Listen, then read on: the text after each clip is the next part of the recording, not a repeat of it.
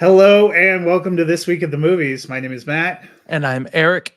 and this week we are trying to survive to see another morning. Although we survived to see this morning, so maybe that's a good sign. We are talking about the horror movie based on a video game, Until Dawn. This one gets the good old PlayStation video game logo before it rolls out. It focuses on a group of 5 people that are on the most disappointing road trip of their lives as they're trying to retrace the steps of our lead character, Clover, who is played by, I think it's Dana Rubin. I'm going to pull it up now. Her sister had disappeared the prior year. The sister, played by Maya Mitchell. It's Ella Rubin, plays Clover. She's with her friends, Max, played by Michael Cimino, Megan, played by Ji Young Yu, and Nina, played by Odessa Ezion, and Nina's boyfriend, Abe, played by Belmont Camelli. They stop at a mysteriously run-down roadside gas station because apparently there is no other kind of roadside gas station in movies like this where This one was surprisingly well put together, though. This was a very it looked, I guess, maintained. kind of quaint. But they're a creepy as hell clerk played by Peter Stormare, who you might guess appears much later in the film as well. Indicates that the sister might have gone missing at this kind of creepy valley down the road. And well, I would have called the police or done some research. 20 somethings in this movie, in these kind of movies, are dumb and they drive straight to it and end up trapped in a place where you have to survive until dawn, a different kind of horror movie experience every night. Something they learn after all being killed by a just grisly looking masked killer pretty early into the film. And then they restart. There's some threats. There's some danger. I will admit to having not only never played this game, I didn't even know it was a game until you mentioned that in our chat. So I have never played this. I don't know how it relates to a game experience. I'm going to give this a thumbs down. Okay. We've seen horror movies, comedies, many things use the kind of Groundhog Day-esque plot device of having to relive a day for something. I actually really like Happy Death Day, which uses the Groundhog Day theme in a horror movie where our heroine has to actually survive and not get murdered by this notorious serial killer in order to free herself. But that one has some blends of humor. Christopher Landon did that one, who recently did Drop. That one has some humor. It has some fun. It has some funny moments. This was pretty joyless and mirthless. There are not any jokes in this at all, unless the joke is that they got me to pay my money to see it on opening night. But it's also, they don't spend any time creating any characters I cared about. They don't really explain anything about how this is happening in the place that they're in. They only loosely explain what happened to the city. They don't really explain what the doctor is doing to any kind of satisfaction, so you know what's going on. And then at the end, it's clear that they're trying to set up a franchise because they have a tag on this that indicates another setup, or at least definitely did for me. And I was like, spoiler alert for anyone watching this, because I don't care too much about spoiling this movie. Yeah. That's the game, the cabin that it shows on the screens and stuff. And that's why Rami Malek's picture is on the new patient file or whatever it is. It basically teased that this had been a prequel and then the game was going to happen. So I took it as them trying to set up a future film franchise, and I was like, I'm all the way out, guys.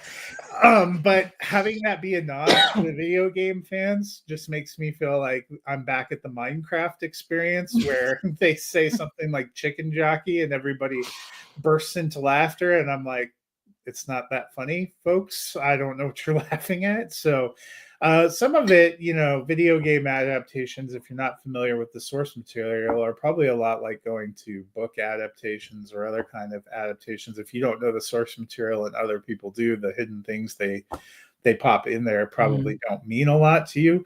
Sometimes they can stand on their own. This did not stand on its own for me. And if, in fact, if I thought I had to see it Until Dawn 2, this might be an episode where I announce my retirement. Oh, jeez. And it's just one thumb down, you're sure?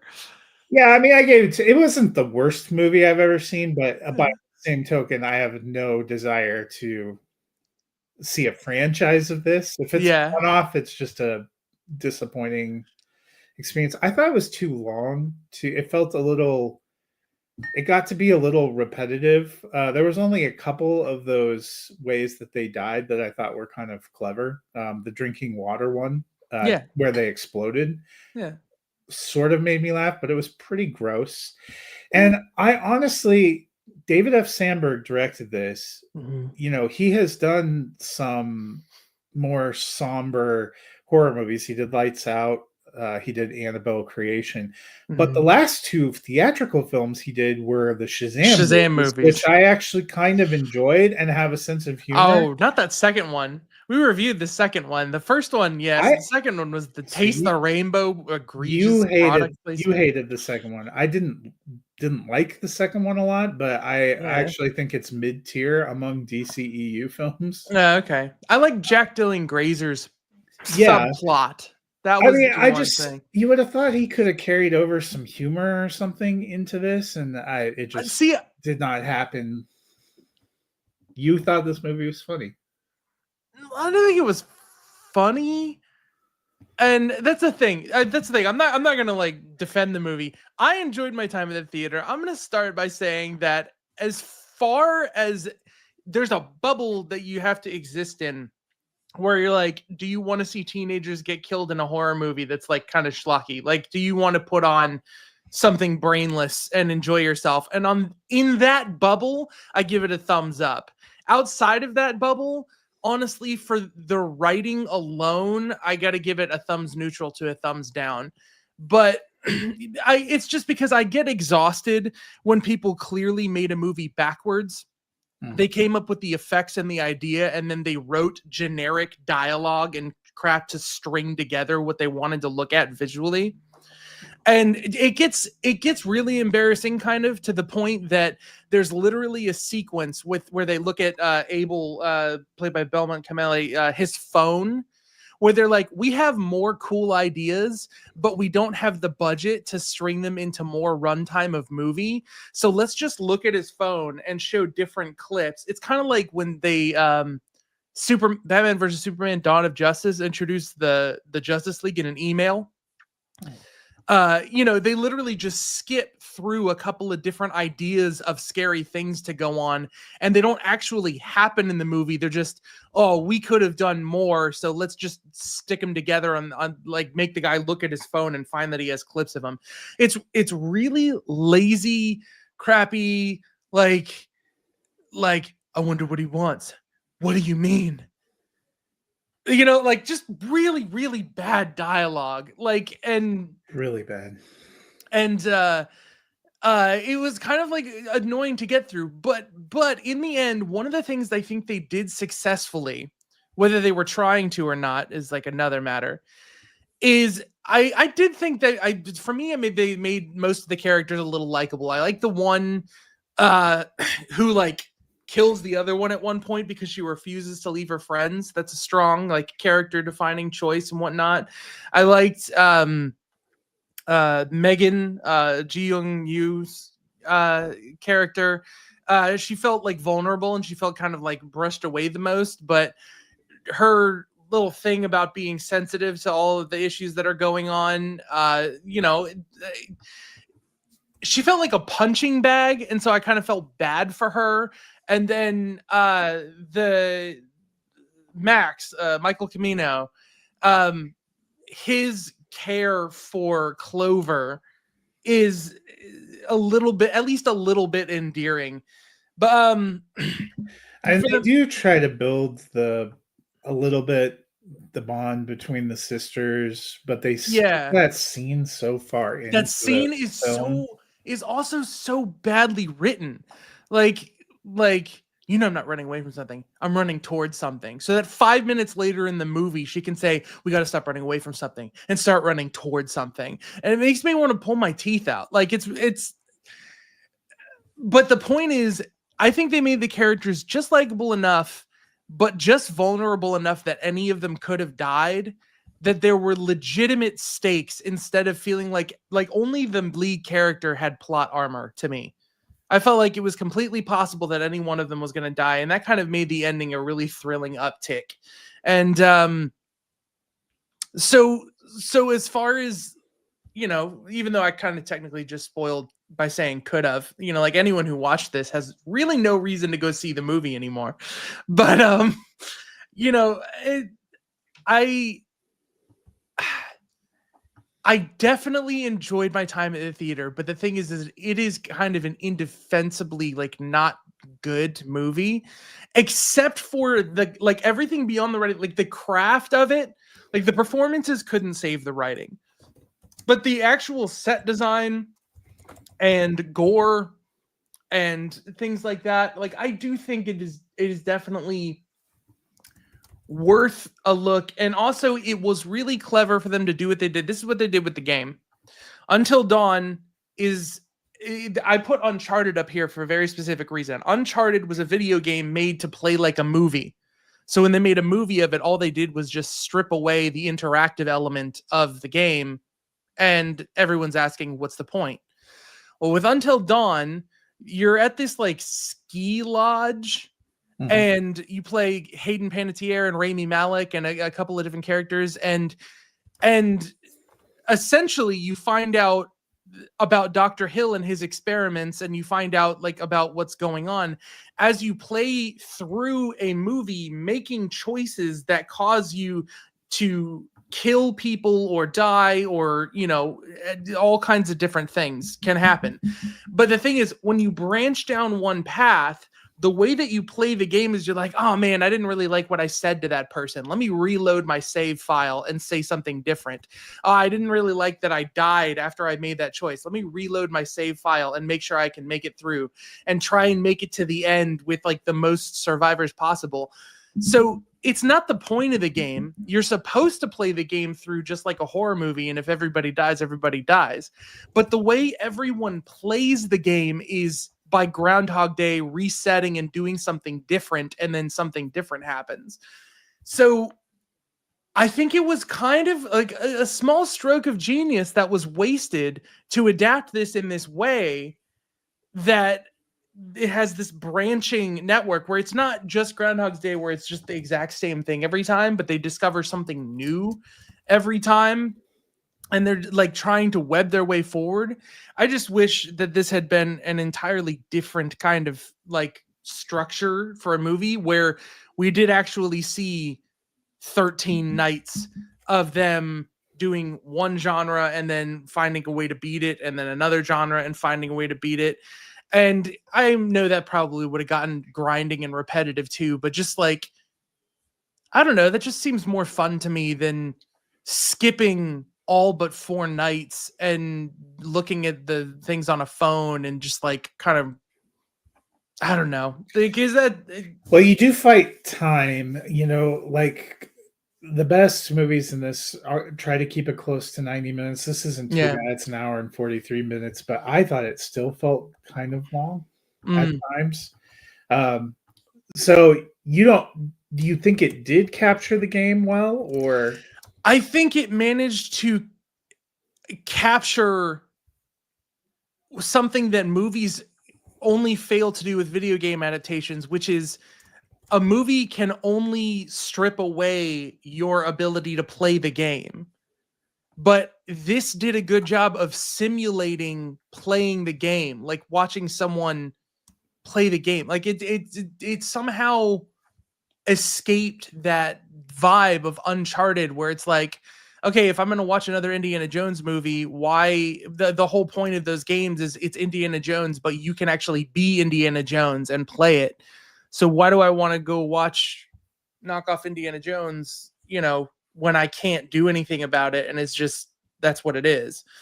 I And I liked actually Uncharted. I don't mean liked to just, Uncharted. I don't mean to bash on it. Like But I've heard it's not a good. That's another game I obviously never played. I've heard it's not a good adaptation of the well, experience of the game.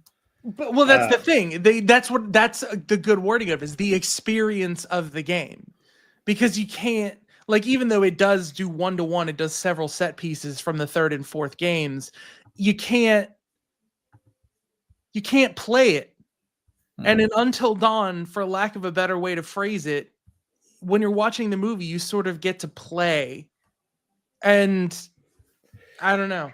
I mean, I think that is always going to be a little bit of a, because the video game experience is so interactive. It's always going to be a little bit difficult to try to bring that onto screen in its own way. And we've seen I always think a lot of times the video game adaptations that seem to be the most successful in films are ones that are maybe aimed at younger audiences. Like you look at the Sonic movie or Minecraft, where they throw in enough Easter eggs from the game that it makes it fun. Uncharted, if I didn't know that it was based on a game, I probably never would have even thought about it as a video game. And I think that's been some of the struggles. We've seen Tomb Raider adapted a couple of times, and I've never played the game, but I've had, and I've enjoyed the films for what they are. I think Mortal Kombat, I remember playing old versions of that, in arcades, because that's more our generation. The live action Super Mario Brothers was also an atrocious movie, but didn't really capture the game. I think it's hard when they're bringing these games to life, because the experience of playing a video game, especially a long form video game, is usually so different. I never played Resident Evil, but I kind of enjoyed those movies, and I've heard people say those are closer to capturing some of the experience of the games. No, you didn't think they were either? The first movie is kind of tonally like one of the games. The second movie still keeps to some of the creatures, and then sporadically throughout the franchise, they happen to have some of the same characters. But no. Didn't they they remade it too? They did. There was a Netflix... They made a new one that was, I thought as a movie was like much worse, but yeah. Yeah, I didn't see that one. But they're rebooting it again, so we'll see what happens. I think they're making a sequel to the one that he just did, but I don't know. That was not. I almost forgot. I've played Resident Evil 4, and I think I've played the first one somehow a while ago, but I like those games, but I'm not like, it's not like I've played every Uncharted game, and I've played through Until Dawn and another like sequel sort of game called The Quarry, which is like really good, and like these are the ones that I'm avid for. Tomb Raider, sure.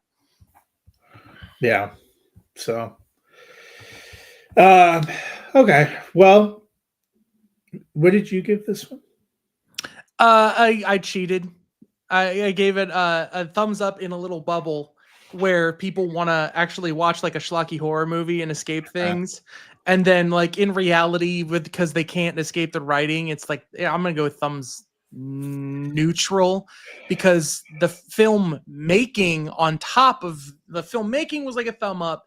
The writing was like almost 2 thumbs down. So I'm giving it a generous neutral.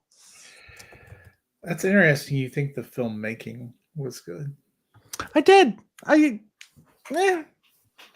Trying to adapt the concept, the special effects. I mean, it would be so easy to do a lot of just like CGI garbage, and like I'm not usually that big on things for gore's sake, but I do appreciate when a dude gets stabbed in the eye and his eye like slips off onto the piece of wood. Like, takes a lot of thought and attention to detail that probably should have been put into the script, but whatever. That's true. It was somewhat deeply unsettling. So, speaking of somewhat deeply unsettling, Daredevil may be over, but interesting shows are not. And this being a theme of adaptations from a video game, we have HBO's Last of Us, which had a first season that came out, I believe, in 2022. So we had quite a layoff before getting season 2, which debuted 2 weeks ago. They had their second episode last Sunday night, and it wasn't a happy episode for all the characters. I will say this is also a game I never played. To me, the first season felt a lot like a poor man's Walking Dead. Not my favorite show. Didn't end up in my top 10 of the year. Definitely won't end up in my top 10 of the year again this year. I watch it, but I never totally invested in the characters, which probably means if you have not seen episode 2 of this season of Last of Us, you may want to tune out for a little bit here, because it'll really be impossible to talk about it without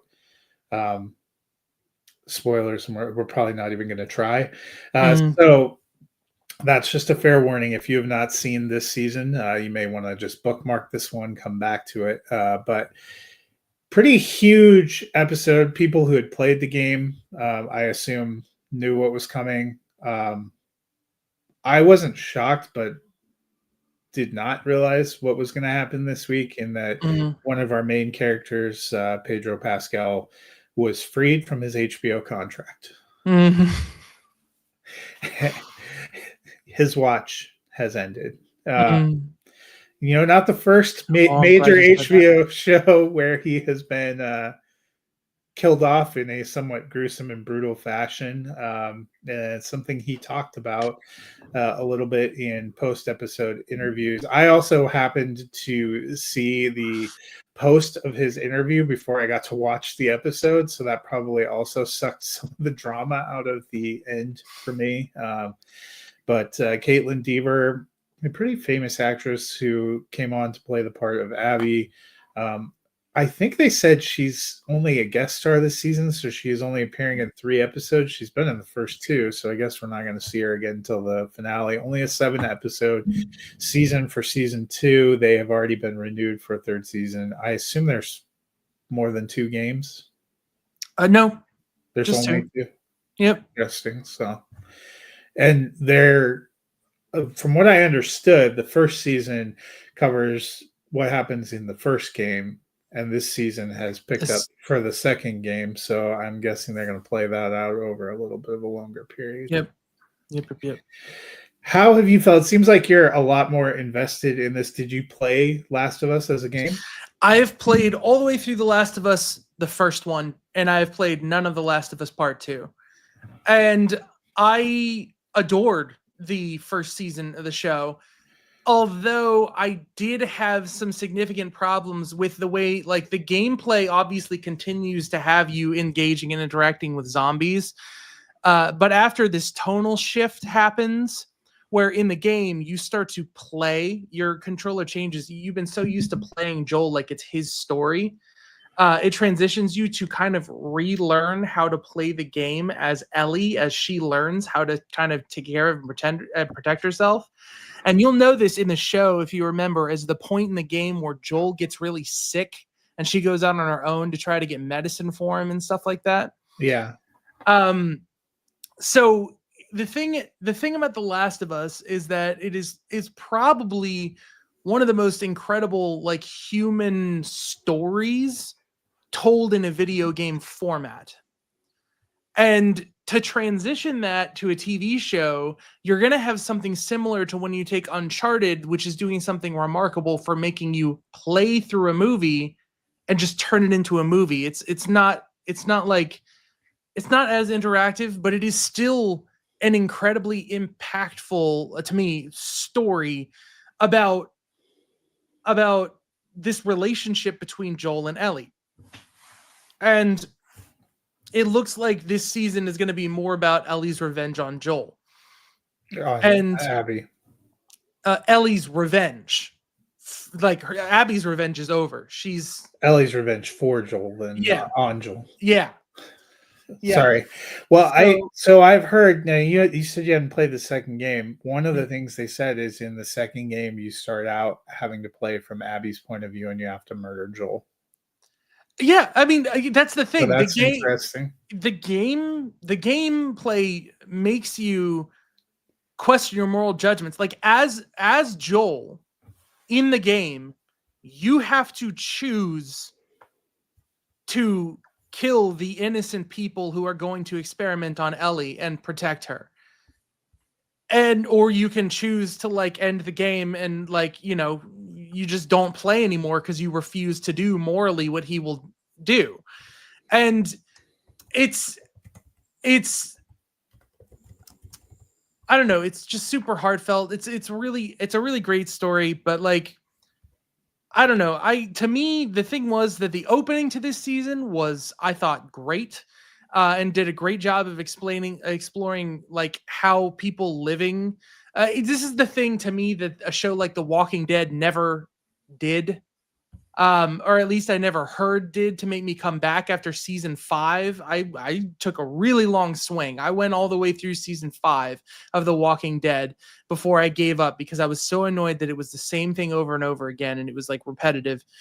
In this one, they have actually established some sort of living colony or community, and you're actually seeing them in a post-zombie apocalypse world looking at what running a new world would look like really well established. You got therapists, you've got schools, you've got like a really a life thriving. And then in episode 2, this is really disappointing because it's not in the game. They just decide to make it a battle of the ice wall from Game of Thrones, just all out apocalyptic battle with a bunch of zombies that apparently in one winter season all got frozen in the snow. There was like a whole army of them apparently. Well, so they talked about that they had a few smarter ones who were using who were using either their dead ones or expendable ones as shelter to keep them warm. I know. That's why they were very well. They referenced it a couple of times, but yeah, I don't know if that was a creation of the show. Somebody said that was that the attack on Jackson comes much later in the game, and they just moved it up. Well, there's multiple attacks supposedly on Jackson. I mean, that's what they say in the making of this episode. But they said they wanted the chance to see one of the attacks that you had been hearing about in the game. And I just think it was like an overbloated, it felt like a season finale kind of thing. And it felt like you're destroying everything that they had built just to be dramatic about it. It didn't feel like it had a purpose. I was way more invested in what's happening because like the story is not fight and survive the zombies. The story is how far will someone push their morality in this post-apocalyptic scenario to save their daughter, to save their family, to get revenge. I mean, and that's a typical thing in the genre. I always said the Walking Dead, people talk about it being a zombie show, but it was really always about the biggest threat to the survival of humanity is other people. What happens to people when society collapses? What happens to groups of people when you don't have those groupthink or moral structures or government structures, or there are no consequences? That was more of what I was always fascinated about with The Walking Dead, and I just have never quite gotten there with The Last of Us, you know. And you know, Abby's bent on revenge because her father was an innocent who got killed. Does she know that they were about to basically sacrifice a little girl because they thought that that her genes could hold the cure? I mean, I wouldn't say that one more time. they were about to sacrifice Ellie because Yeah. they thought her genes held the cure to. Right, but you said, does she know that? Does Abby know that? That we get no indication that she knows what they were doing in that room. No, she does, because she was a Firefly. She was a part of the team of people. And at the beginning of the episode, of episode 1, she says, they're talking about how Joel left. She's like, Joel was supposed to be with someone who was, and then the guy cuts her off. He's like, don't even say it. And she's about to say that Ellie was immune. And like she and it was her father was the guy that the scientist that got shot that was working on it. I don't think it's a stretch to think that she would know. Like maybe she doesn't know why, because if she knew why, she would be aiming to out Joel and find Ellie and find a doctor and find a way to do all this stuff. But she definitely knew enough to know that her family was innocent. Joel is a monster in this scenario. Yeah, I'm sure now the rest of this is going to be about her about Ellie recovering, training, and then going to where are they? Seattle. Mm-hmm. So at least there'll be a warmer climate, to do whatever murder or activity comes up. It's interesting to me, obviously they probably Pedro Pascal has a much bigger profile now than probably when he started this show, with all the movies and things that he's going to be in. He was at the premiere for Thunderbolts. I'm wondering if the Fantastic Four appear somewhere in a credit sequence for Thunderbolts, but obviously that kind of is coming up. Mandalorian and Grogu comes out a year from now, next summer. I remain pretty excited about that. I really liked Bella Ramsey a lot when she was on Game of Thrones as well. I thought she was one of like the dynamite hidden gems on there. I have not warmed up at all to her character in this, who has felt really one note to me. And I feel like we're continuing on a one note journey that sort of makes me less interested, if that's even possible. I was kind of lukewarm on season 1. And this just seems like it's. I've been continuously lukewarm. The production is there. I love how they put things together. HBO knows how to make a Sunday night primetime show. I mean, that's one of the reasons I watched White Lotus all the way through, even though I was pretty lukewarm on caring about anything that was happening narratively. I just have never connected with this. There was points in The Walking Dead where I really connected with characters, and where you had character moments and deaths that hit so hard that, like I had to sit in the quiet for a little while and reflect. And I feel like the end of this episode was supposed to be one of those moments. And I was like, okay, well, that happened. And it's really, I don't know what it is. I just have not connected. And I don't think it's entirely because I didn't play the game, because there have been things where, I never read the Walking Dead comics or graphic novels that it was based on, but I managed to connect to characters. And when you had a couple of those people die, I mean, like I was shook when Rick's son died in Walking Dead, for example. Like I like. But even earlier up, I feel like there were ones in the end of the first season or in the second season. I remember when Melissa McBride's character, Carol's daughter, comes out of the barn at the end of season 2. That was like a devastating emotional moment. Yes. There had been some character building and some stakes. And I don't know if it's just, I don't know if they do kind of a 5-year jump here, and would I have wondered to myself, would they have been better served if Joel's death had come like after the 3rd or 4th episode? Because they really have next to no scenes together in the first episode, and they're not together at all. She stumbles into his death in the second episode, and they seem to be at odds. No, she's definitely going to carry the weight of having And walked maybe away that from that will end up relationship. being effective. It's just Yeah. I read so many people that compared this episode to like the Red Wedding and the emotional devastation, and I didn't even come close to that. Mm. I mean, that it my was weird. problem is that I think everyone and their grandmother knew that it was coming. I Well, don't know why. I didn't know it was coming until I saw the headline on Sunday night. That's fine. That's fine. But just like in a world where the internet exists, I think it is so easy for a mass of people to know that the big thing about the second game is that you play as Ellie because Joel was killed. Like it's I the thing is, I don't think this was trying to be shocking for the sake of being shocking. I think this is still being honest to the emotions that it's earning from what happens in the story. And that's something that is true to me through most of Game of Thrones, but to me is largely missing from The Walking Dead.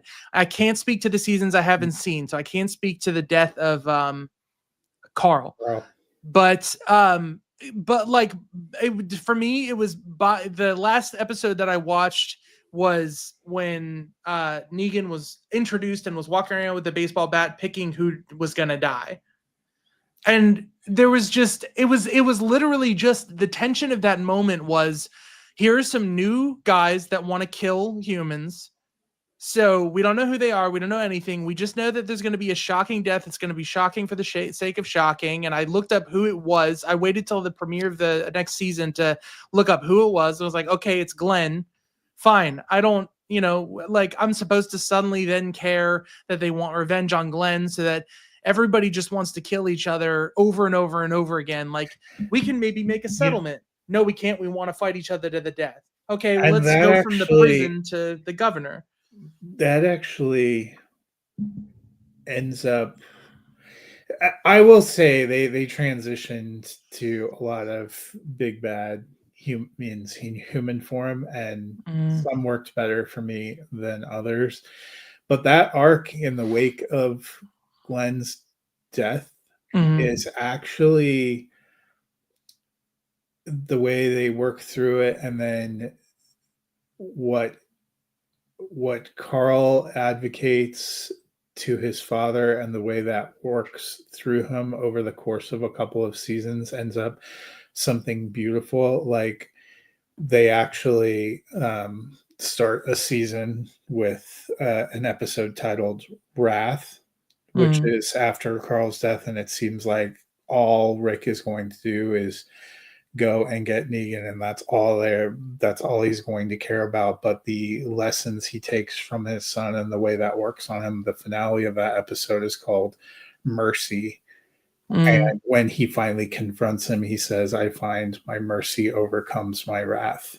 And it leads to such a beautiful arc. And maybe that's where we're going in Last of Us, to something beautiful, emotional, and cathartic, where at some point someone stands up and says the endless cycle of revenge and killing has to end if we're ever going to become something more as a society, which would be something beautiful we actually don't see in reality, unfortunately. And that was, to me, that was what made that entire arc payoff. And I'm not saying there weren't some nadir points along that way. I would not call Walking Dead a perfect show by any means, but there was always this sense to me.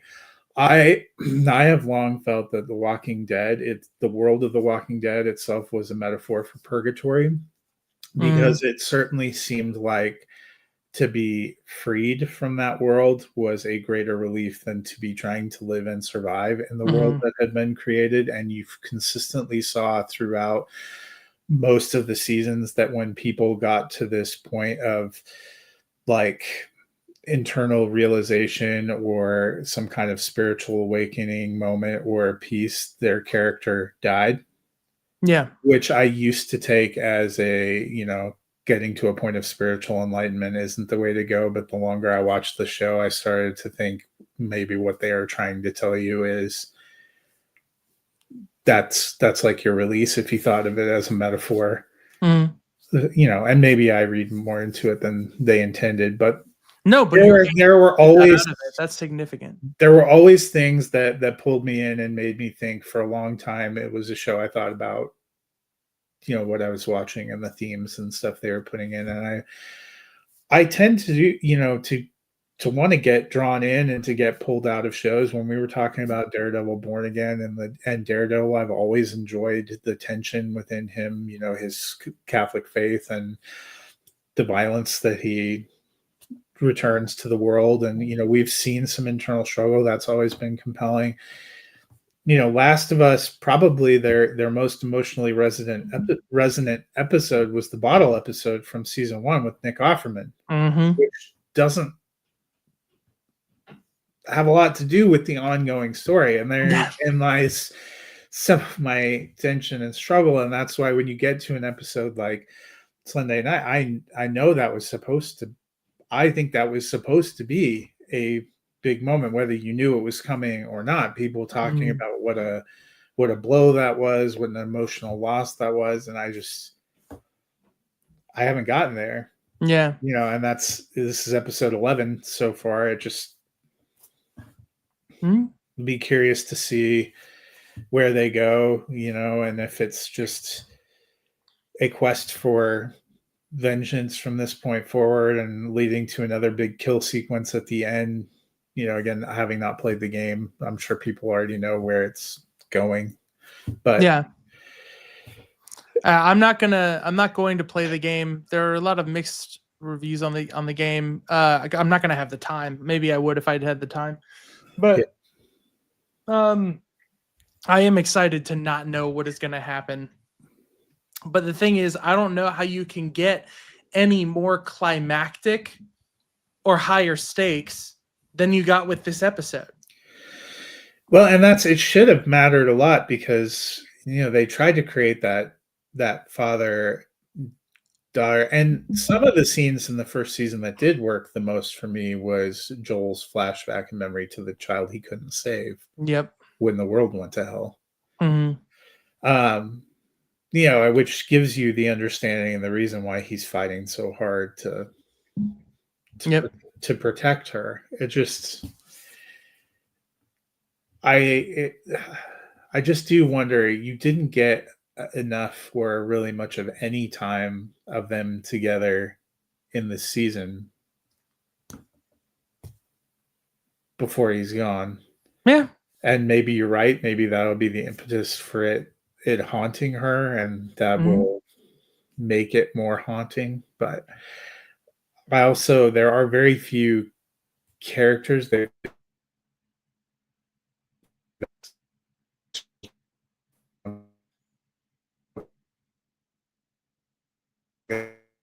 die in this episode, so I guess I am kind of invested in him, but we'll have to see where they're going to go. Yep. That's cool. So do you have a card for this week? Yes, I do. Where is my... And I'm proud of this one because I think this is going to be a harder one for you, hopefully. All right. Explain a movie poorly. A citywide scavenger hunt leads to an orgy.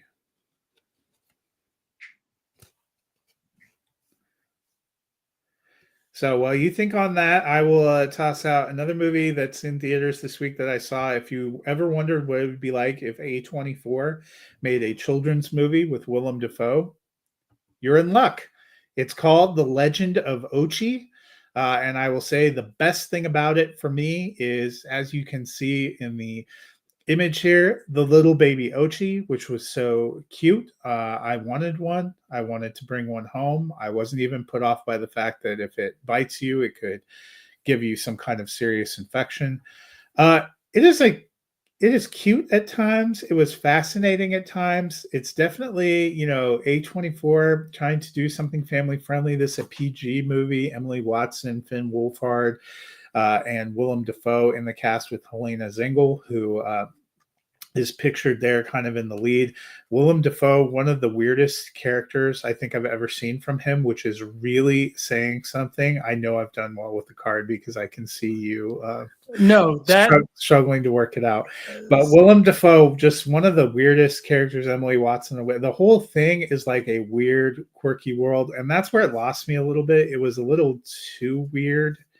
For me, I thought the creatures were adorable. It's, a basic story about a baby creature getting injured and separated from its family, and a young girl deciding that she wants to return it. And, it's going to have a certain amount of charm. It is interesting to see an A24. They usually do some edgy, some more experimental things. Some other A24 releases we've gotten this year include Warfare, which came out, which is a great movie, but a decidedly more adult movie. A24 did Civil War. They've done a lot of different kind of films. So it was interesting to see them weighed in here.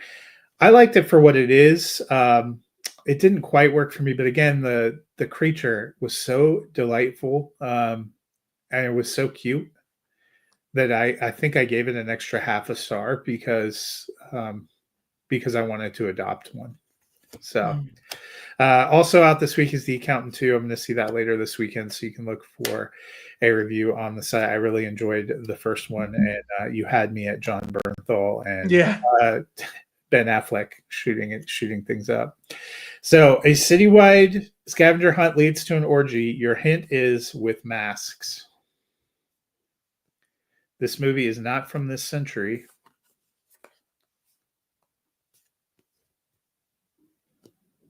So I'm gonna guess here that they're not meaning orgy of violence, because I'm thinking of movies like Heat or The Town. They mean a decidedly sexual orgy. Having seen this movie, is it Eyes Wide Shut? It is Eyes Wide Shut. What an incredible film! What is the scavenger hunt aspect of it? That's the only. I don't remember. Yeah, I think Tom Cruise has to go collect some things from around. Maybe he's certainly walking around the city streets a lot. That was never one of my favorite movies, so I don't. I think it's most notable because of the orgies. Yeah, that were in it, and because it was like Stanley Kubrick doing an NC-17. Yeah. But yeah, so you do remain undefeated, even though I thought that was a hard one.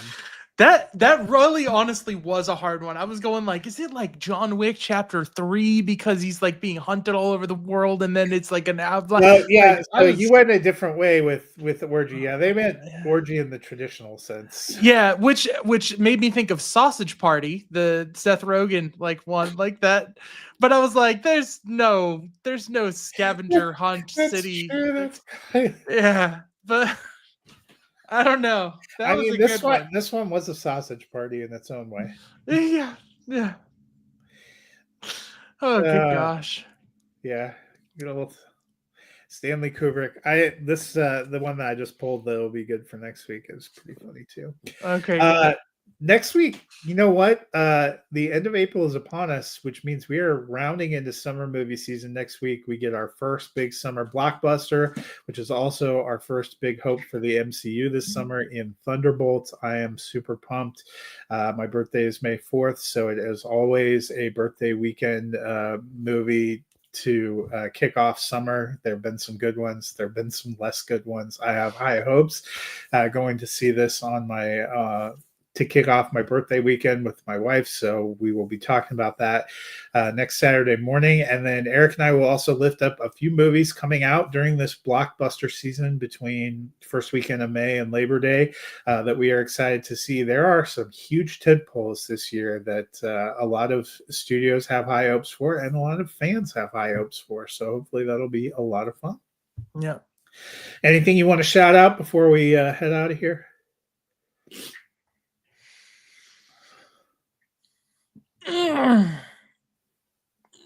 Again, I feel like I watched something and I'm missing it. Oh well. It left a strong impression. As strong an impression apparently as Willem Dafoe in Legend of Mochi. He has played some weird characters, but this is definitely up there in the rankings. That's exciting. Yeah, honestly, he goes for it. So that'll do it for us this week. Last of Us airs Sunday nights on HBO. We will keep checking in with that. Both going to stick with it. Curious to see where it goes. 5 more episodes this season, and then as you might expect, at some point during the summer, probably when it wraps up, we'll check in on Andor, which started its second season this week, second and final season, which covers the events leading up to Rogue One, following Cassian Andor. So a lot of people have said best Star Wars television series yet.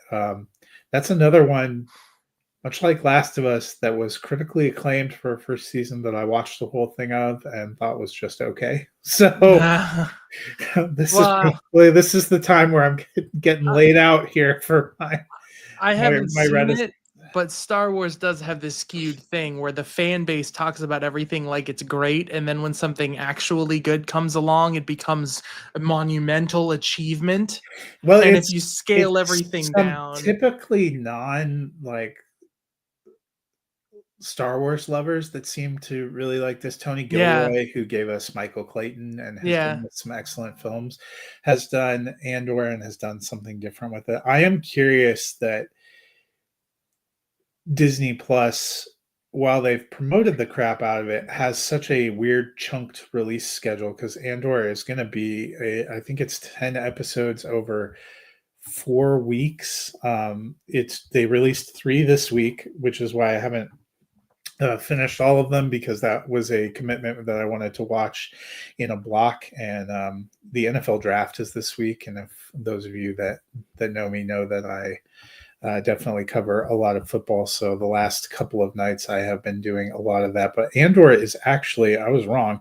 It is a 12 episode season that is being released in 4 weeks, because it's 3 this week, 3 next week, 3 May 6th, 3 May 13th. So probably, a little bit later into May, once the whole thing is out, we will have a discussion. So you can look forward to that, because Eric and I do enjoy these fandom TV shows, and it's been fun mixing them in. So I think it'll be a fun addition, to what we're doing. But next week, summer movie preview. See what happens on Last of Us. Might be worth a check-in, like we were doing with Daredevil. And we will definitely be talking Thunderbolts. I have my fingers crossed, because Thunderbolts, of the 3 MCU movies being released this year, Thunderbolts was the one I was most excited for. Wow. So it could be the most crushing for me. We will know, if you hear a loud, mournful wail midday on Friday, you'll know that was me having seen Thunderbolts. All the people that compare it to Guardians of the Galaxy in the run up to it have done little to suppress my enthusiasm for the project. So I hope it pans out, but we will know next week. And until then, hope you guys have a wonderful week, and we'll see you at the movies.